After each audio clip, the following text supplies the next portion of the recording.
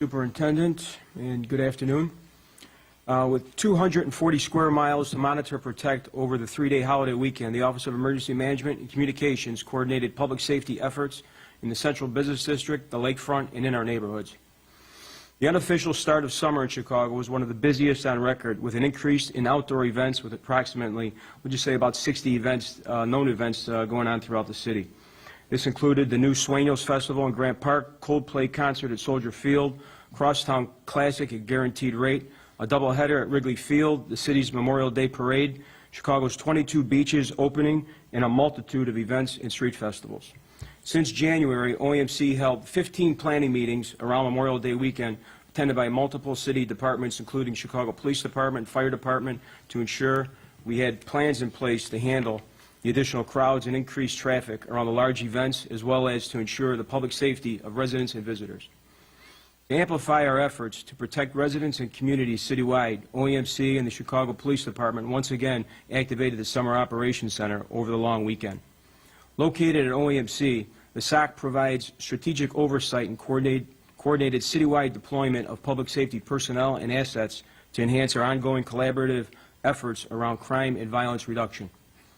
The SOC will be activated each weekend throughout the summer with the Chicago Police Department, OEMC, as well as key city agencies and strategic partners.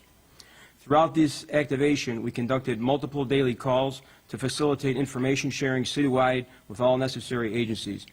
To further enhance our monitoring of citywide events, OEMC also activated the Emergency Operations Center to support the SOC over the three-day holiday weekend, staffed by representatives from additional city departments and agencies. Throughout the weekend, the EOC offered citywide coordination of services requests, deployed assets, and overall collaboration efforts with local, state, and federal agencies. With events this summer close to pre-pandemic levels, we will be seeing more residents and visitors enjoying the summer weather on the lakefront, Riverwalk, visiting Millennium Park and Navy Pier, attending festivals, baseball and soccer games, as well as neighborhood celebrations. I want to make every effort on behalf of the city to keep our residents and visitors safe. I want everyone to know that they have a role to play as well. I want to remind the public, if you see something, say something. Always be aware of your surroundings, stay connected to family and friends, and report suspicious activity posing an immediate threat by calling 911. Additionally, with beaches open and more people gathering on the lakefront, it is important to know your location when calling 911 to report an incident. Chicago's location identifiers or pole markers serve as an additional tool for emergency personnel and the public to provide their exact location for a rapid response. The city will have resources in place to monitor activities throughout the summer. As always, OEMC urges residents to be cognizant of threatening weather conditions, emergency situations, and to heed messages and alerts from officials. At OEMC, we are in constant contact with a multitude of city and departments, as well as local, state, and federal agencies. We'll continue to monitor events for the purposes of public safety through the Operations Center 7 days a week, 24 hours a day, including twice daily calls just to ensure coordination. I want to wish everyone a safe and enjoyable summer. Thank you. Right now I'd like to bring up Commissioner Ken Meyer from BACP.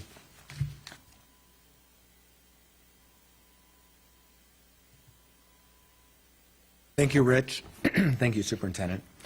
Good afternoon, everyone, and thank you for being here.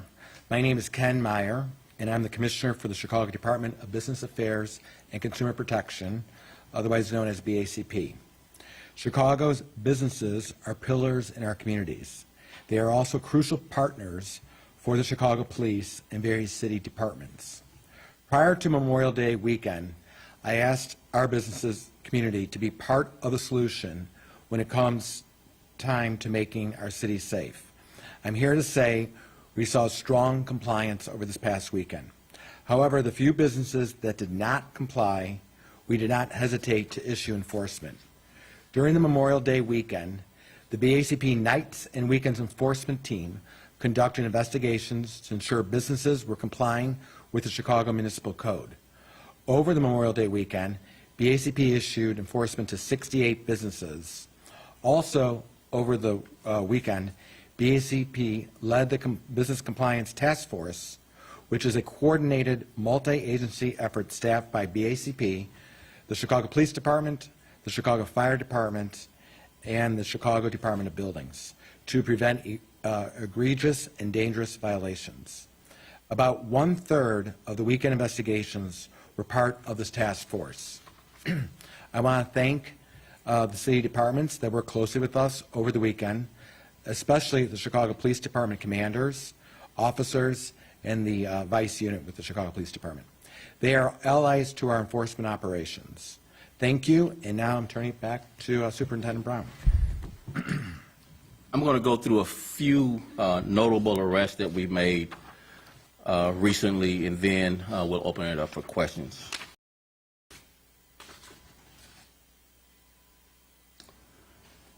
"38-year-old Andreal Hagler, that's Andreal Hagler, was arrested on May 25th, 2022, after being identified as the offender responsible for the murder of an 8-year-old girl.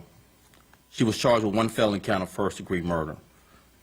The victim was found deceased several minutes earlier in the residence in the 4700 block of North Winthrop in the 19th District. Another notable arrest, 53-year-old Travis Cook was arrested on May 24, 2022, and charged with one felony count of first-degree murder and one felony count of murder with strong probability of death or injury. He was arrested after being identified as the offender who, less than 24 hours earlier, stabbed a 43-year-old male to death while on the train in the 400 block of South Clinton. Another notable arrest, 42-year-old Dion Jones was arrested on May 24th, 2022 by Chicago Police Department and the Great Lakes Regional Fugitive Task Force in charge of one felony count of attempted first-degree murder and 3 issuances of warrant. He was arrested after being identified as the offender who shot a 41-year-old male multiple times in the 4100 block of West 5th Avenue in the 11th District on September 1st. Another notable arrest, 28-year-old Luis Molina Jr. was arrested on May 24, 2022, and charged with 5 felony counts of attempted first-degree murder. Molina was arrested after being identified as one of the offenders who opened fire into a vehicle in the 2000 block of South Oakley in the 12th District. 2 individuals inside that vehicle sustained gunshot wounds, and 3 others were in the vehicle but uninjured.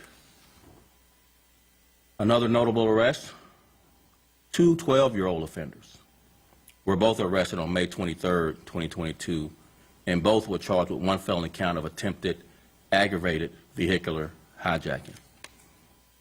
These 2 12-year-olds were arrested after being identified as the offenders who moments earlier attempted to take a vehicle by force from a 31-year-old female in 3400 block of West Lexington in the 11th District. A 16-year-old male juvenile and 2 17-year-old male juveniles were arrested on May 25, 2022, after being identified as the offender who took a vehicle by force from a 57-year-old male in the 3000 block of West Sunnyside in the 17th District just minutes earlier. The 3 attempted to flee on foot but were quickly located by responding officers and placed in custody. All 3 were charged with one felony count of vehicular hijacking.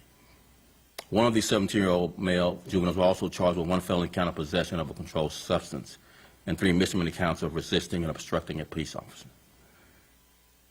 47-year-old DeMarlin, that's Demarlin, Brewer, was arrested on May 25, 2022, and charged with one felony count of aggravated criminal sexual assault with a weapon, one felony count of armed robbery with a dangerous weapon, and one felony count of burglary and one misdemeanor count of theft. He was arrested after being identified as the offender who sexually assaulted and robbed a 52-year-old female victim on May 23rd in the 1700 block of North Wales in the 18th District.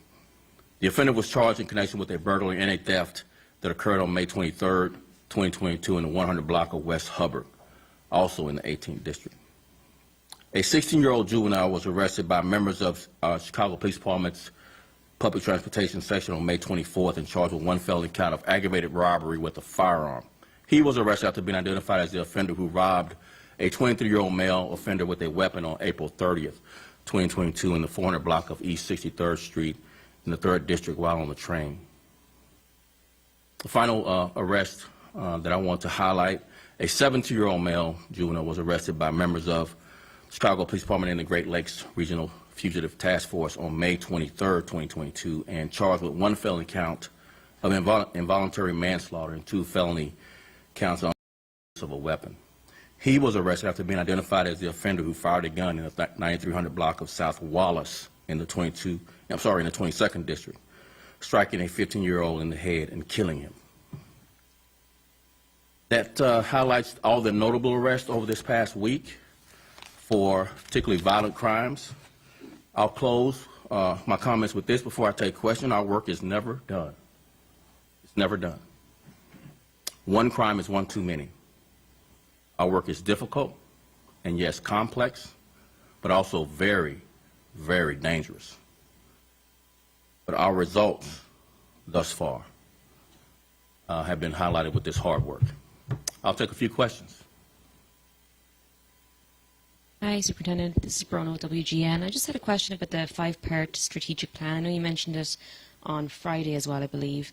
And there's different things in there. Obviously, there's 5 parts to it, and some of them are more self-explanatory, like officer wellness. We understand that. But making transformational change through reform, what does that mean? So we're under a consent decree, but we're using the consent decree not as a ceiling, but as a floor. And it's been covered by all of you really well. How we started was not desirable. We had really low compliance when we started almost 3 years ago now. This last reporting period in the consent decree, we were at 72% compliance with the assessed paragraphs. We started with 11% compliance with the assessed paragraphs. So progress and reform is how you build trust. And it's actually a best practice. It keeps our officers safer and has an impact on reducing crime. So when we talk about transformational change through reform, we're talking not just about compliance with the consent decree, but we're also talking about all the hard work that I highlighted over this past week.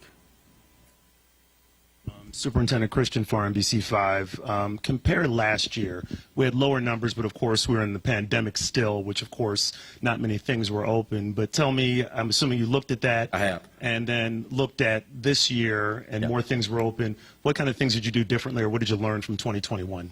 So just to put it in context, we looked at the last decade, Memorial Day weekends, and we were, so most of that decade it was not under the global pandemic, and we were about the same level of violent crime that we've seen over the last decade. There's been years where it's been much higher, and there's years where it's been slightly lower.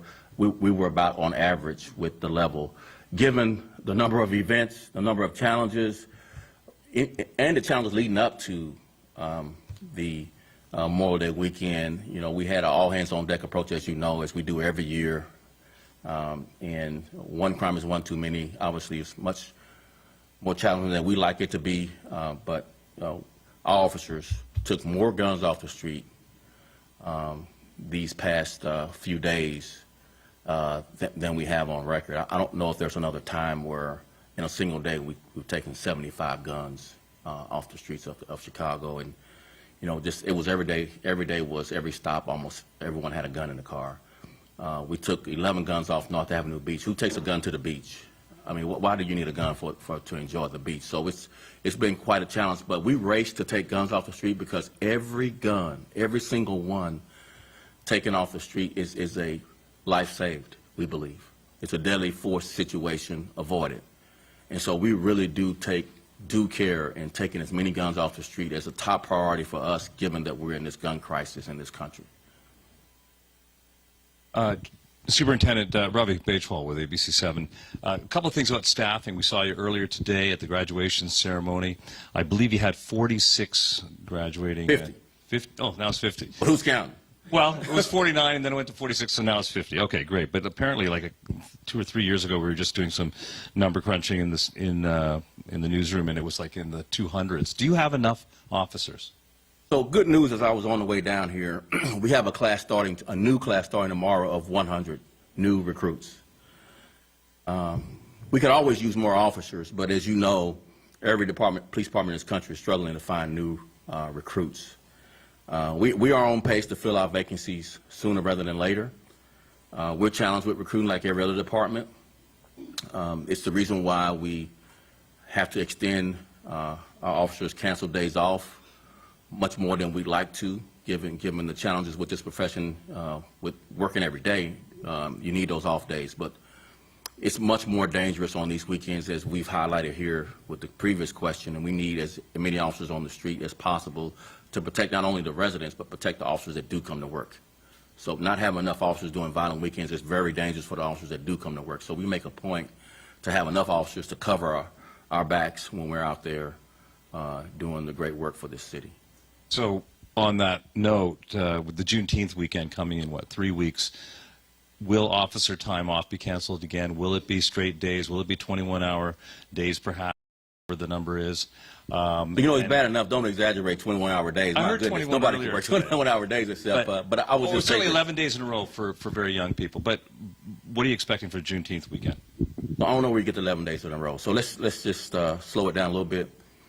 So before we get to Father's Day weekend, Juneteenth, there's the Puerto Rican Fest. As you recall, last summer we had increased violence Rican Fest, and that was an abbreviated Puerto Rican Fest. We'll have the full, hopefully 3 days where we could spread out all the festivities over 3 days and have less concentrated population trying to enjoy, so we can mitigate some of the things that we have to do as far as traffic control and reducing the level of violence. So to answer your question specifically, we have made quite a bit of changes to our canceled days off, so we just don't blatantly cancel days off. We never cancel vacations or holidays. It is the either 1 day off council every 5th week as we approach these very violent weekends. And by the way, it's Memorial Day weekend where we see increased violence. It's Father's Day weekend. It's the 4th of July weekend, and then it's Labor Day weekend. So it's 4 weekends where we have to have extra resources out to ensure our residents are safe, to cover all the events that are being planned, as well as to keep our officers safe with enough backup when they need it. So yes, we'll have some rotation of canceled days off, but we'll do it with peer support, employee assistance in mind, as well as not doing it any longer than we have to. We really do take due care in officer wellness.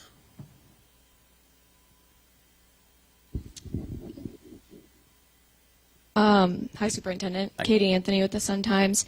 So much of the violence this weekend happened in areas like the 11th districts that are already being flooded with police resources. So are you going to alter your strategy for addressing summer violence based on this weekend? Do you have any plans moving forward of what you'll change? If you look at the context of Area 4, you're speaking of the 11th district and 10th district and the 15th district, which is the west side.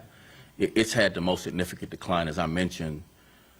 Those areas are down more than 30% in homicides and 30% in shootings. You got to look at crime sometimes in a very narrow sense, but don't miss the more broad sense, because you'll miss a deployment or you'll misdiagnose what you need to do with your resources, which are very valuable.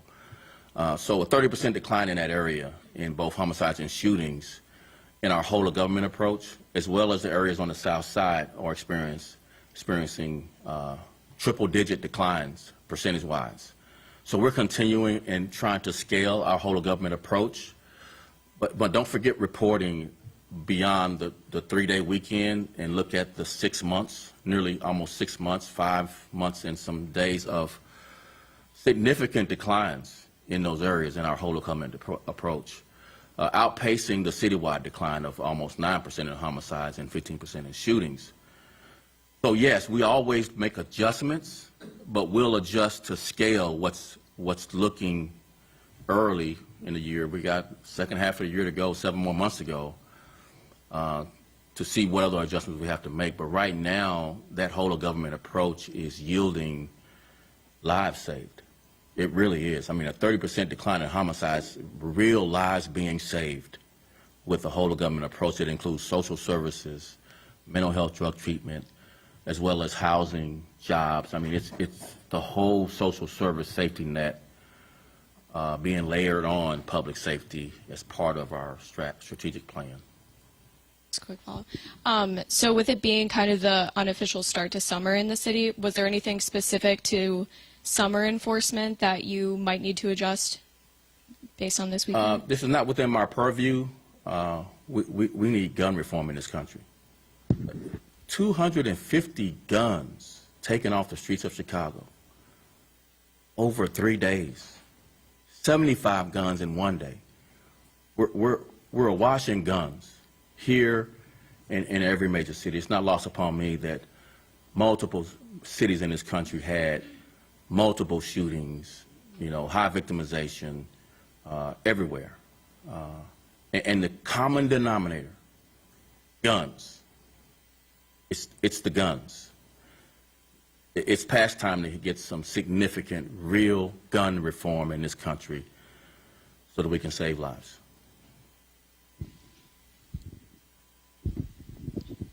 Superintendent Will Lee, Chicago Tribune. I'm going to ask you about two incidents that happened over the weekend. The first was a homicide that happened on the west side. I believe it was 4400 Walton. It was a homicide that turned into a HBT situation. Oh. I understand there may be charges coming with that. And the second incident was the incident at North Avenue Beach yesterday. Obviously, in recent weeks, you've been working on trying to, control crowds, especially those by social media. What is your assessment of how things were handled yesterday? Sure. I'll start with your first question first, if you don't mind. So the shooting that led to a barricaded person precipitated by a domestic incident. The offender is in custody. If you don't mind, I'll have Chief Dinahan come forward and give you a little status update on that. But it was a it was a shooting precipitated by domestic, and the offender's in custody. But yeah, one person is deceased, one family member killed another family member over personal argument in the family.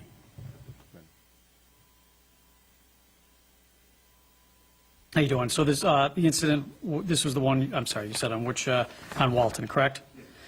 Sure. So unfortunately, this incident obviously happened on the 29th of May, just after 10 p.m. We had 4 people were shot, one of which was deceased. As the superintendent mentioned, it was a family dispute that occurred for this incident, and one of the offenders that we had in custody. Excuse me, real quick. I'm going to get to the charging part here.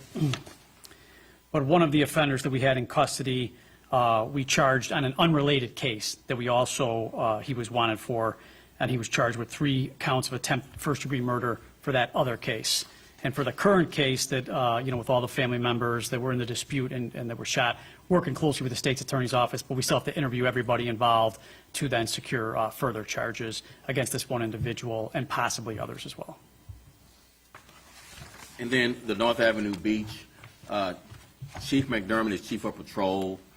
We had a plan in place based on a couple of social media posts that were later taken down due to our interaction with the poster or influencer. But we still had, obviously people wanted to come out and enjoy the beach, which they should. Had some unruly behavior, and we had resources there anticipating that we'd need them. We had to scale more resources there. And then I'll let Chief McDermott kind of describe the ebb and flow of what we did. So first, I'd just like to say how proud I am of the way that the officers handled the situation at North Avenue Beach. We did have a significant amount of resources assigned to North Avenue Beach. Once the crowd started growing and we recovered a handful of guns, we scaled out the amount of resources that we sent down to the beach. For the most part, the officers were doing a great job of, protecting the rights of the people that were abiding the law down at the beach. And there were some large groups of not the usual teenagers that show up. They're a little bit older than the crowd that we had in the last couple of weeks. One main incident we had, there's a large group of teenagers playing music and twerking, and at some point they started throwing objects at the police. They started throwing glass bottles, they were throwing glasses. In one case, an officer got hit in the chest with a pineapple, which exploded on his chest and was all over his equipment. After that incident, we implemented a mass arrest. We think we took 3 individuals into custody that were throwing objects at the police. Throughout the night, we continued to recover guns. For the most part, there was no large fights that were breaking out. The crowds, besides the one incident where they were throwing objects at the police, were, for the most part, largely peaceful. But there was personal disputes that would erupt throughout the night, and someone would pull a gun. And officers were always on the scene. We had undercovers out on the ground that were calling out the people with the guns. And even at the end of the night, when we had about 75 people left on the beach, we did recover one more gun on an incident where someone pulled a gun on someone else that was in the crowd. So, again, I'm just very proud of what the officers did last night. Thank you. Question? Yes. Hi, Superintendent Brown. Casey Cronus with Fox 32. The enhanced security at the beaches over the weekend, do you foresee enhancing security every weekend at beaches, or was that just for Memorial Day weekend?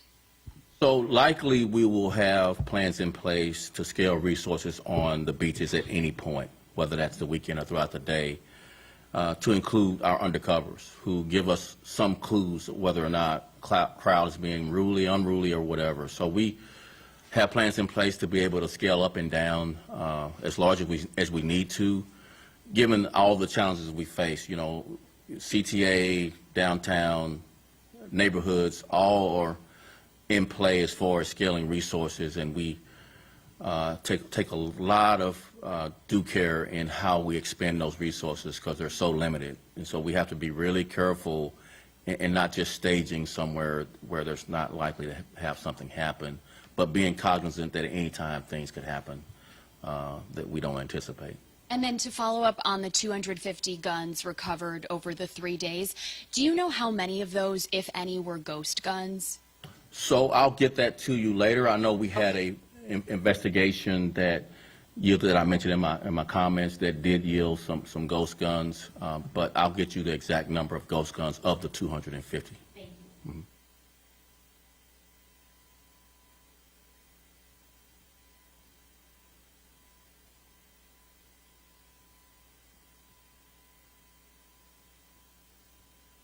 Hi, Megan Hickey, CBS Chicago.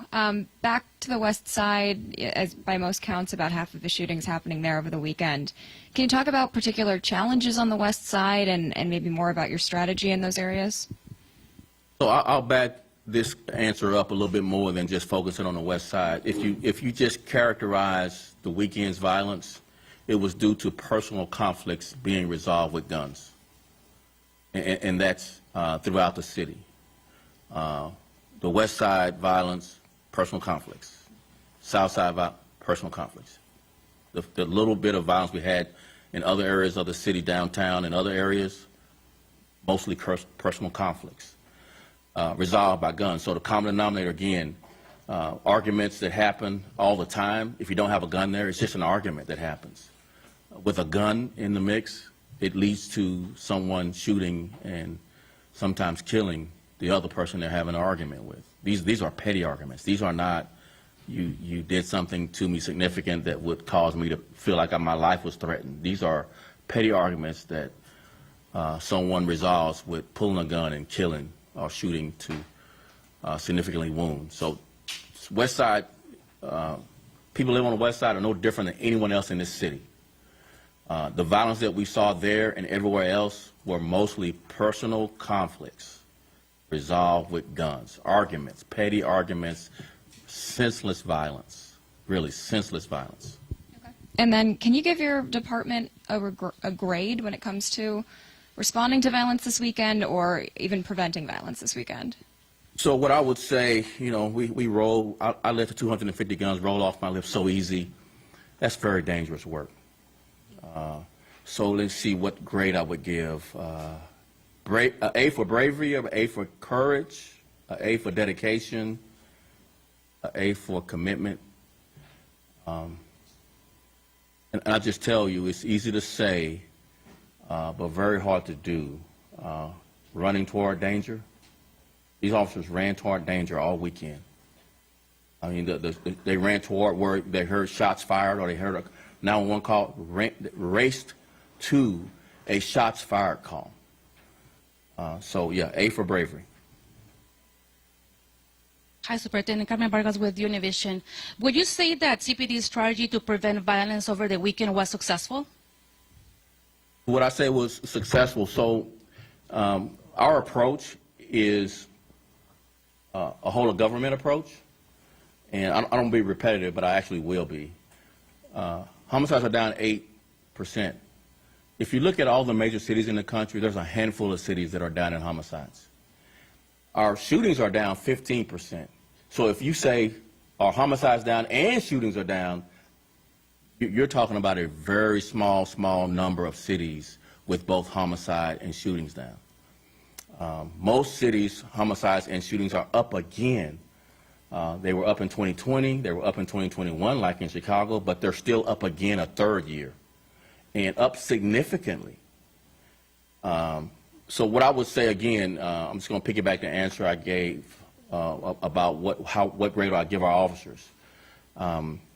The bravery and courage to do this job, doing what is the most significantly difficult time to be the police. I've been a cop since 1983. There's no other time these past 40 years where policing has been more difficult. Of what we can avoid, I wish we could stop people from arguing and ending the argument with a gun. You know, my hope is that at some point people find some other way to resolve conflict other than using a weapon. A lot of the violence was indoors. Conflicts were indoors. The shooting happened indoors. These were like family, personal things that happen inside a family.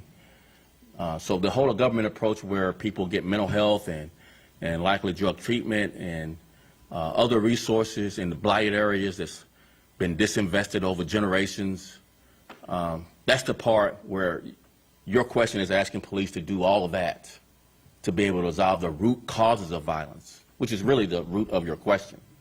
You know, how do we resolve the root causes of violence? And if that's on police, you're putting too high a burden on police to resolve poverty and mental health challenges and drug addiction.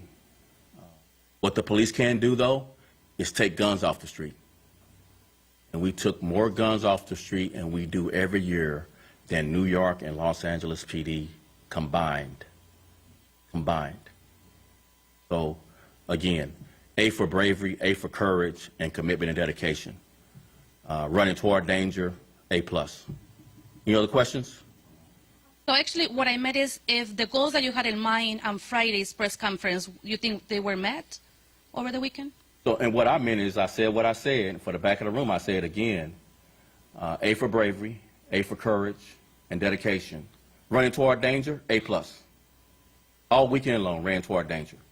Of what we can do, we did it better than any other city in the country, which is take guns off the street to hopefully save lives. Thanks. Okay, thanks. More clarification, because I didn't personally understand it. The thing that was thrown at the officer on the beach, did you say a pine knuckle? A pineapple. Oh, pineapple. I didn't catch that at all.